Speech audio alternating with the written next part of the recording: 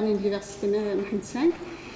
Et j'étais étonnée, c'est pour la première fois que je vois, franchement, ça c'est pour moi, donc c'est la première fois que je rencontre un sociologue qui s'intéresse à la technologie. Et on a déjà discuté de ça, parce que ça fait presque 16 ans que je travaille sur le e-learning. Et malheureusement, je n'avais pas de chance durant ces 16 ans de rencontrer des gens qui s'intéressent à l'échelle nationale à e-learning. Donc merci professeur Rocher. D'accord, donc pour clôturer les séances en relation avec l'e-formation, donc on va parler de notre expérience à l'université Mohamed V Suissi. Donc ma présentation sera structurée de la façon suivante. Donc pourquoi le e-learning à l'université Mohamed V Suissi?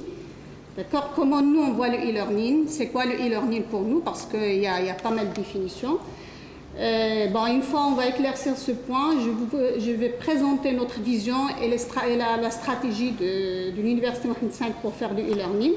Les réalisations que nous avons faites jusqu'à présent, donc là on est content, là on a des problèmes bien sûr, et le plan d'action comme perspective, notre vision future, Inch'Allah. D'accord, donc pourquoi du e-learning à l'université Mohamed V? Nous, on est une instance de l'université, donc on veut contribuer à atteindre les objectifs de la stratégie de l'université Mohamed V. Et en particulier, on veut contribuer au rayonnement de la formation à l'université Mohamed V Suissi dans les champs disciplinaires qu'elle couvre. Donc on veut, en utilisant la technologie, on veut améliorer la qualité de la formation. On veut contribuer à l'amélioration du taux de réussite des étudiants. D'accord, donc, et ça parce que nous, on est côté technologie, il y a d'autres instances qui s'intéressent aussi à ça. Donc, nous, c'est des contributions. On veut participer à la résolution de problèmes de massification. Donc, Monsieur le Président, ce matin, il a parlé de la massification et d'autres conférences ont parlé de ce problème de massification. Nous, on essaie de proposer des solutions, d'accord, en utilisant la technologie, en particulier l'enseignement des modules transversaux, de type langue, informatique, entrepreneuriat, pourquoi pas la mutualisation de contenu pédagogique. Et je vous donne l'exemple, à l'université Mohamed V Suissi, on a 2 facultés de droit. Donc au lieu d'avoir le même cours dans la fac de droit 1, avec tout un investissement de ce cours c'est pas copier-coller, mais le même cours de l'autre côté, on veut mutualiser, mettre un cours en ligne et l'équipe peut travailler, comme ça on va homogénéiser même la formation. On veut participer à augmenter le niveau d'attractivité de notre université, d'accord, pour mieux positionner l'UM 5 à l'échelle nationale et internationale en termes des TIS ou des TIS concernant tout ce qui est éducation. Et comme un dernier point, donc, il faut qu'on soit conscient parce que la génération future, c'est une génération qui est digital native. Nous, on est des immigrants, d'accord? On est des digital immigrants, mais eux, ils sont des digital natives. D'accord, je vois mal que ces enfants, ces enfants dans 12 ans, 13 ans maximum, ils vont être à l'université. Regardons comment ils manipulent les laptops ou les dispositifs mobiles. Si dans 12 ans, ils sont à l'université, ils vont voir le petit tableau avec la craie ou même un stylo. C'est sûr qu'ils ne vont pas accepter et ce n'est pas la bonne méthode. Donc, je pense à l'alarme. Il faut sonner l'alarme, donc il faut qu'on se prépare pour cette génération. D'accord, donc le e-learning à l'université Mohamed V, il a une histoire, donc il a démarré il y a bien longtemps. Donc il y a en plus des initiatives personnelles des enseignants, parce qu'il y a des enseignants qui croient à ça, mais ils ne sont pas nombreux. D'accord, ils ne sont pas nombreux. D'accord, là ils ont développé des blogs, des sites, là où ils mettent leurs cours avec des outils de communication, des forums, des wikis, ils discutent. Mais ça, c'était à un certain moment, c'était des initiatives. C'est-à-dire, au niveau formation, on n'a aucune idée sur toutes ces interactions de l'enseignant avec les étudiants. D'accord? Donc, une autre initiative, c'était les salles de conférence dans les établissements. Il y a une seule salle de conférence à l'NCAS, il y a d'autres, la faculté de médecine, il y a les tableaux interactifs qui sont là. D'accord? Donc, ça, c'est de la technologie qu'on intègre, mais pour améliorer le présentiel. Et en plus de ça, il y avait, depuis 1997, il y a un ensemble de projets. Et la plupart des projets, c'était, à ma connaissance, c'était à l'NCAS. Bon, donc, il y a le projet PRICAM qui date de 1997. En 2003, il y avait un ensemble de projets qui ont été sous la direction de mon professeur Abdelfadel Bennani lorsqu'il était directeur de l'INSEAS, le projet Avisana, Mohamed Netu, Medforest. Et en 2002, il y a eu au sein de la présidence, il y a eu la création d'une cellule e-learning. Et l'objectif, c'était de sensibiliser les enseignants parce que la plupart des enseignants, ils refusaient complètement l'utilisation de la technologie pour la formation. Ils disent que ça n'a pas de sens, ils ne veulent même pas discuter. Donc il fallait vraiment du temps pour les convaincre petit à petit et pour briser cette glace entre la technologie et la formation. En 2005, dans le cadre du projet CVM, au sein de notre université, il y a eu la création de CRS ici. Donc, on a eu le projet, on a recruté même une ingénieure, on a démarré. Mais donc, il y avait une plateforme, il y avait un ensemble de cours. Mais le problème, il n'y avait pas une gouvernance. Donc, il y a la plateforme. Et c'était des initiatives aussi des enseignants. Si un enseignant veut mettre un cours, elle contacte l'ingénieur, elle met le cours sur la plateforme et c'est terminé. D'accord. Donc en 2011, on a voulu, tout ça c'est des expériences, on a hérité tout ce qui a été fait dans le CRS ici, de 2005 jusqu'à 2011. Et en 2011, on a pris tout ça, on a créé, on a changé de nom de ce centre, on l'a appelé le e-Learning Center de l'Université Mohamed V. D'accord, donc avant de vous présenter les travaux que nous avons réalisés, je préfère vous donner la définition du e-learning parce qu'il y a plusieurs définitions de e-learning. La définition, nous, qu'on utilise, on se base sur cette définition pour définir nos actions. C'est la possibilité de suivre un programme de formation à distance, en auto-formation ou accompagné, parce qu'il y a ceux qui disent « Ah, s'il n'y a pas du tutorat, on ne peut pas parler du e-learning ». Nous, on dit, petit à petit, on démarre et après, on verra. D'accord. De manière individuelle ou collective, le e-learning s'appuie sur Internet et les outils multimédia pour offrir des modules de formation courts, progressifs, adaptés au niveau et aux besoins des apprenants. Donc, c'est ça la définition que nous adoptons pour réaliser nos actions. D'accord. Et comment on va faire ce e-learning à l'Université Mohamed V? Donc, jusqu'à la certification, la diplomation, donc on peut faire ça. Et la troisième, on parle de blended learning ou la formation mixte qui combine le présentiel et le distanciel. Donc, notre choix à l'Université Mohamed V, celui-ci, c'est la formation présentielle avec TIC. Donc, les enseignants qui veulent garder du présentiel et ils veulent intégrer de la technologie pour améliorer, nous, on est partants au sein du centre. Et la troisième, qui est la formation mixte, c'est-à-dire, dans un module, si on a des parties là où il y a des concepts, là où on n'a pas vraiment besoin d'une forte interactivité, on peut les mettre online et on garde tout ce qui est discussion, c'est pas réalisation des tâches en présentiel. Donc voilà notre façon, la définition et comment nous on voit le e-learning au sein de notre université. Donc on a un ensemble de principes directeurs. D'accord, que nous avons, on se base sur ces principes, faire simple au début et améliorer par pas successifs et soutenus. C'est-à-dire, si un enseignant il vient, il nous dit, moi j'ai un document PDF de mon cours, ou j'ai un PowerPoint de mon cours, est-ce que je peux le mettre sur la plateforme? On accepte. On dit oui. D'accord. Parce que, pour nous, ça c'est le premier pas. Il a eu le courage de faire ça. Une fois il démarre, c'est-à-dire on va inscrire des étudiants, il démarre, après l'enseignant il va se rendre compte que ce n'est pas vraiment ça. Il va nous proposer comment je peux améliorer et ça va donner des résultats beaucoup meilleurs. Être au service de tous les enseignants, tous les établissements de notre université parce que nous on est une instance commune entre tous les établissements de notre université. Respecter les règlements en matière de propriété intellectuelle et industrielle, générer les ressources du centre avec transparence et efficacité, suivre et évaluer équitablement la performance de tous les intervenants et utiliser les trois langues principales, l'arabe, français et anglais. Donc, voilà, ça c'est les principes du centre. D'accord, donc suite à ça,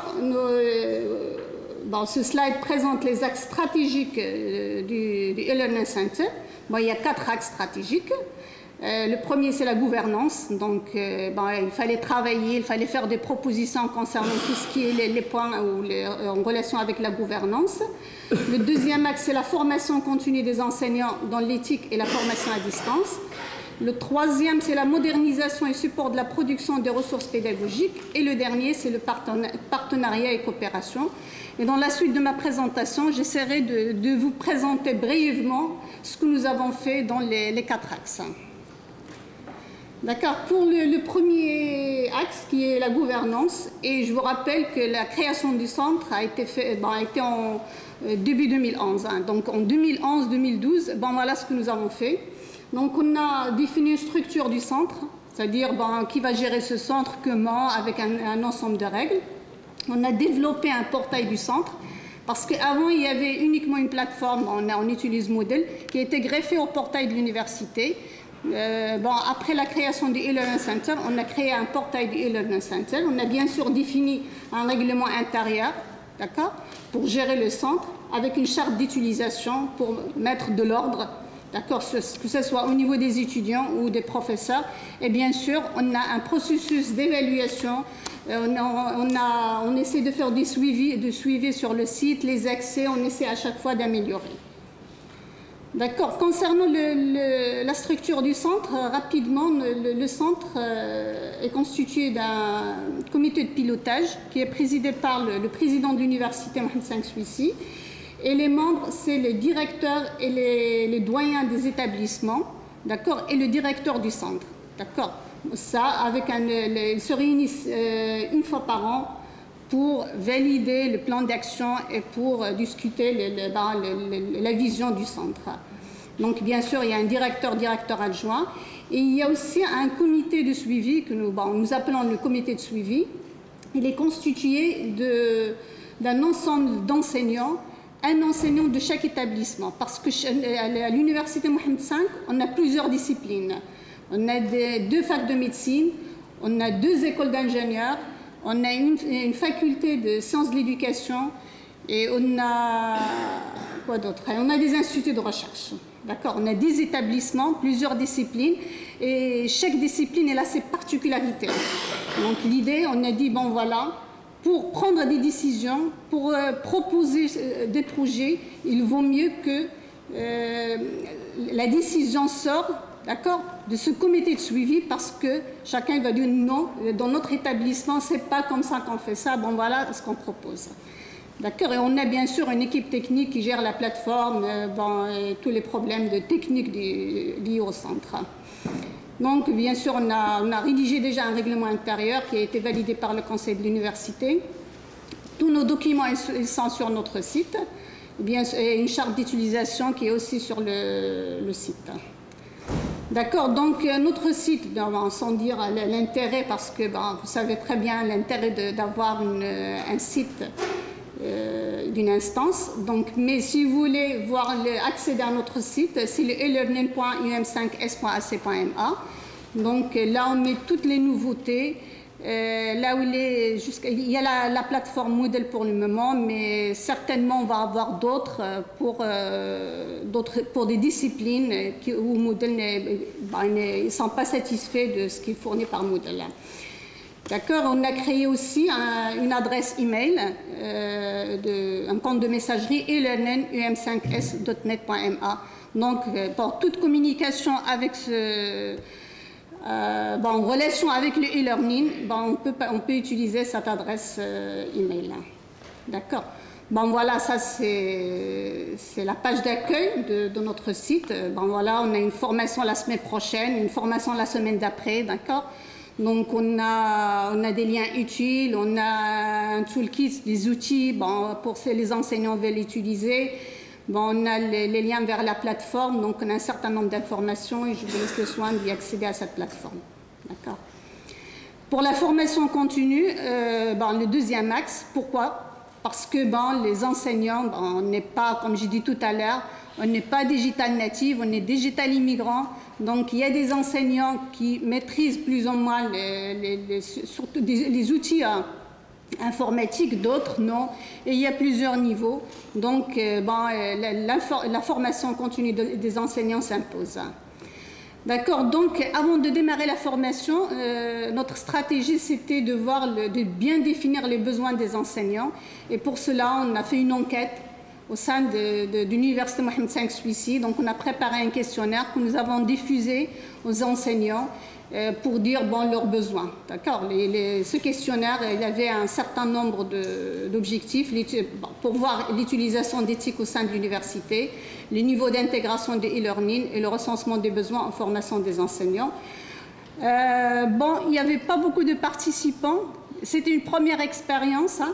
D'accord. Probablement, on n'a pas utilisé la bonne stratégie pour de la diffusion. Il n'y avait que 10%. Mais Inch'Allah, on va relancer cette enquête en 2013 avec une nouvelle stratégie. On espère que les établissements, on collabore avec les établissements pour une meilleure diffusion de ce questionnaire. Le résultat de ce questionnaire, c'est que les enseignants n'ont pas de problème de l'usage d'éthique. Internet, documents multimédia, diaporama, et ça, je pense, c'était attendu parce que notre questionnaire il a été diffusé en ligne. Donc il n'y avait pas une diffusion sur papier. Donc ceux qui ont répondu, c'est sûr c'est des gens qui accèdent. Ils ont la messagerie, donc ils accèdent, ils ont l'habitude d'y accéder au web.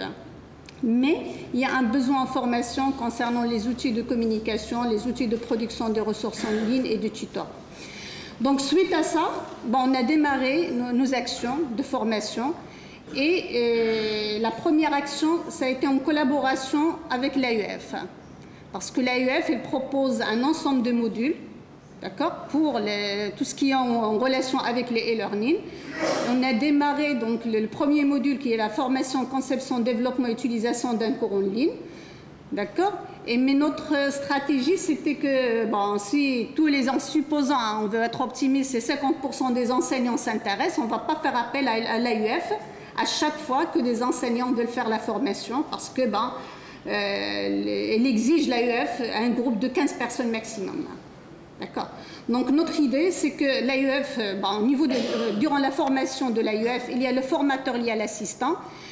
Nous, on a proposé à l'AEF que l'assistant soit un membre du comité de suivi du centre e-learning.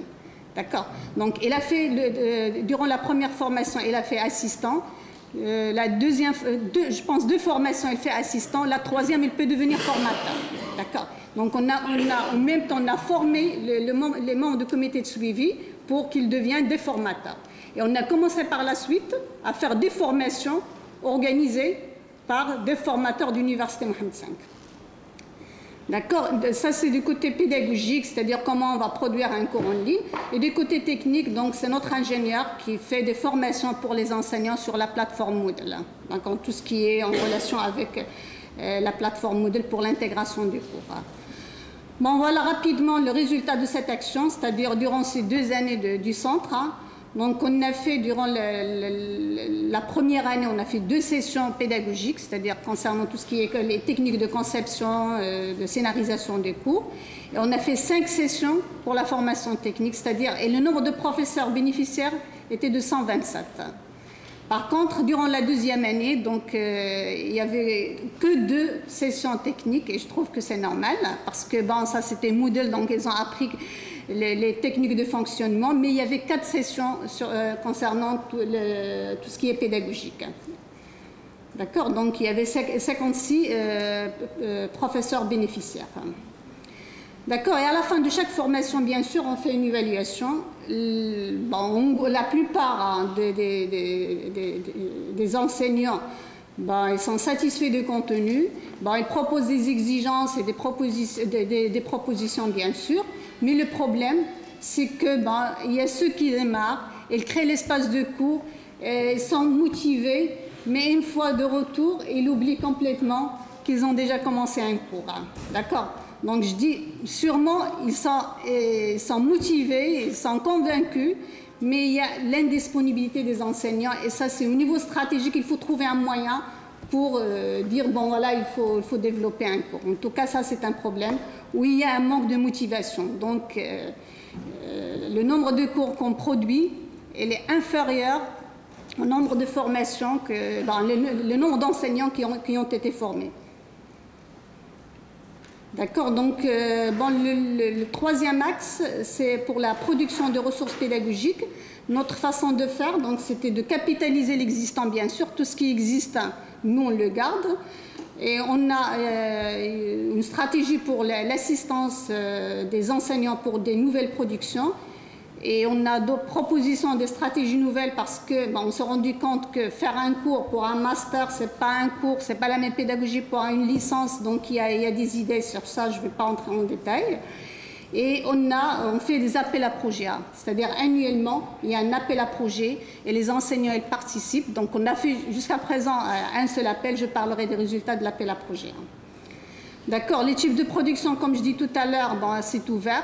Donc ça peut être du texte, du PDF, un cours scénarisé, des enregistrements des séances de cours. Nous, on accepte tout dans un premier temps.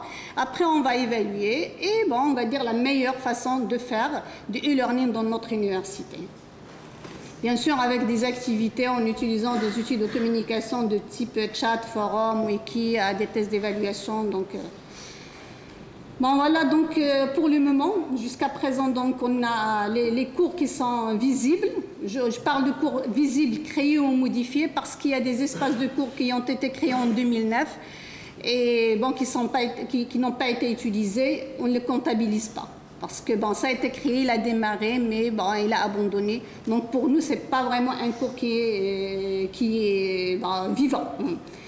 D'accord, donc le nombre de cours total pour le moment, ils sont de 67. Mais c'est des cours qui tournent. C'est-à-dire il y a des étudiants qui sont inscrits, il y a la mise à jour du cours annuel. Donc au total, on a 67 cours qui tournent. Le nombre d'enseignants qui sont actifs, c'est 64. Le nombre d'étudiants qui sont inscrits, il est de 1540. Je passe donc surtout au niveau le taux d'enseignants, donc il est encore faible, mais en tout cas, on est satisfait des résultats. Donc, avoir 67 cours qui tournent, c'est déjà pas mal. D'accord, donc, mais la production des nouveaux cours, donc, durant l'année 2011, il n'y avait que 8 cours qui ont été créés, des nouveaux cours, et en 2012, il y avait 13 cours qui ont été créés. À propos de l'appel à projet, donc l'objectif c'est la production de contenu pédagogique numérique nécessitant un financement. Donc c'est l'université Mohamed V qui finance la réalisation de ces projets et un suivi pédagogique et technique. Donc on a lancé l'appel à projet en juin 2012. Le résultat de ce projet, donc c'était le projet retenu c'est en nombre de 11. D'accord, c'est-à-dire 11 modules qui vont être développés. Et ces 11 modules, c'est l'équivalent de 1105 heures. Et ce qui va être développé en ligne, c'est 400. D'accord. Donc, si on arrive à faire réussir ce projet, d'accord, c'est-à-dire on va avoir 400 heures mais, online dans 2 ans.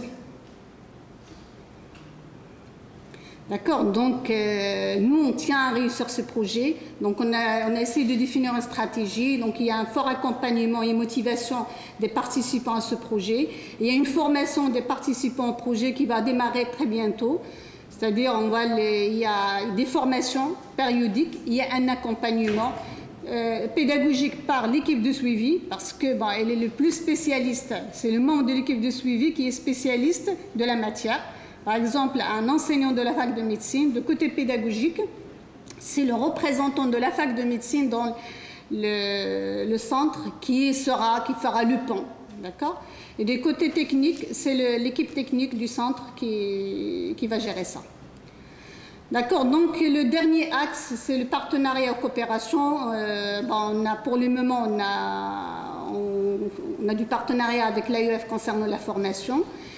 Et on est en train de négocier avec ASCDL pour voir concernant aussi la formation, mais ça c'est beaucoup plus général.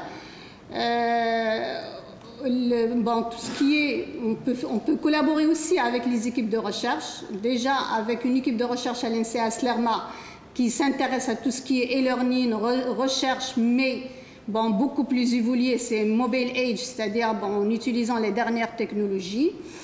Donc, on a déjà soumissionné cette année un projet Campus D'accord, donc j'espère que ça va marcher donc avec un ensemble de pays. On a déjà des contacts avec l'UQAM, d'accord, donc concernant tout ce qui est partenariat. D'accord. Donc les plans d'action ou le futur, ce qu'on vise, hein, les actions, ils tournent autour de ces points, c'est qu'on veut motiver un nombre maximal des enseignants. Jusqu'à présent, j'ai parlé tout à l'heure il y a beaucoup des enseignants qui participent à la formation, mais le nombre des enseignants qui sont actifs dans la plateforme, ils sont de 64. Donc on veut améliorer et on est 1200 à l'université Mohamed V Suissi. On veut mettre des procédures pour la numérisation du support de cours. Et surtout, notre projet, c'est la numérisation du support de cours des facs de droit. Parce que là où il y a le gros problème, là où il y a le problème de massification, là où ils ont des difficultés d'assister aux cours, là où ils ont des difficultés d'avoir le support de cours, donc nous, on est en train de voir comment on peut, au moins dans un premier temps, avoir la version numérique du support de cours et le mettre sur la plateforme. Ça, c'est une première étape parce que ça, c'est nos principes directeurs, c'est d'être simple au début et après, on améliore. On est en train de mettre en place, on essaie de voir même sur le marché les outils ou le matériel nécessaire pour l'enregistrement des séances de cours. C'est-à-dire, on peut enregistrer une séance de cours et on la met sur notre portail. Et l'étudiant, parce qu'un amphi de 500, 600, 700, c'est impossible de suivre le cours, donc il peut aller sur le site, il peut, je ne sais pas, revoir 10 fois, 20 fois la séance du cours. Et l'utilisation du e-learning dans les cours transversaux. Et déjà, il y a un programme, il y a une formation la semaine prochaine dans le cadre d'un programme clé. D'accord, c'est un cours sur les techniques de tutorat pour le cours entrepreneuriat. Donc, c'est-à-dire, on a des enseignants des 7 établissements de l'Université Mohamed V qui vont participer à cette formation. C'est-à-dire, et après, ils sont obligés d'avoir des classes pilotes dans ce cours. Donc, on va avoir le même cours d'entrepreneuriat dans les 7 établissements, là où il y a la formation, dans l'Université Mohamed V Suissi. Et on vise aussi, Inch'Allah, le lancement des filières, licence ou master, mixte, parce que nous, on n'est pas pour le 100%. Donc la licence, on peut dire, on va lancer une filière avec minimum 10% e-learning. D'accord, on va voir ce que ça va donner. La prochaine fois, on peut améliorer le pourcentage de e-learning. Et on vise aussi dans notre centre de faire de la veille. Parce que, effectivement, nous, on a les plateformes, on a une vision, mais ça évolue tellement vite et on veut profiter de ce qui se passe à l'échelle internationale, d'accord? Donc, on est en train de créer plutôt une cellule veille au sein du centre, d'accord? Pour voir les outils, pour voir les techniques, pour voir, tout à l'heure, c'est M. Chkrin, elle a parlé des MOOC. D'accord. Et les MOOC, il y a plusieurs types de MOOC. Il y a les XMOOC, il y a les CMOOC. Donc, est-ce que ça nous intéresse? Est-ce qu'on peut, on peut participer à ça? Est-ce qu'on peut aller vers Coursera et ajouter, comme une université de plus? Donc, tout ça, il faut toute une équipe qui travaille sur le veille, comme ça, avec un objectif d'utiliser le meilleur de la technologie pour améliorer, bien sûr, la formation. Et on est aussi à la recherche de partenariats nationaux et internationaux, non pas uniquement au niveau formation, mais pourquoi ne pas avoir du partenariat même au niveau du module. Je ne sais pas, la fac de droit à Lille, il y a un module que nous, on peut l'utiliser, d'accord? Et nous, on peut donner aussi nos modules. Donc, on cherche du partenariat technique, de partenariat au niveau du cours, de partenariat de différents niveaux. D'accord, donc, merci pour votre attention et j'espère que je n'étais pas...